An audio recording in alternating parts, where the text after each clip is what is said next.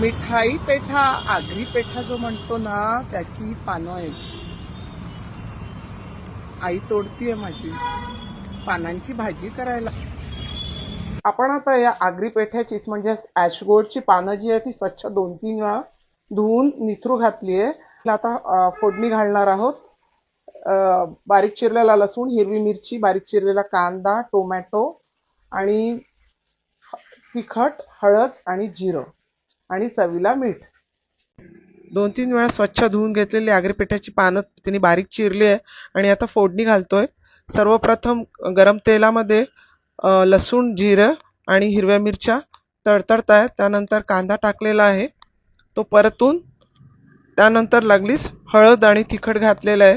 त्याच्यानंतर बारीक चिरलेला टोमॅटो आणि त्यानंतर बारीक चिरलेली जी आहे आगरी पेठ्याची पानं ती त्याच्यात घातली आहे. 5 ते 10 मिनिटं ही भाजी शिजू द्यायची. ही भाजी पोळी आणि भाकरी सोबत खूप छान लागते.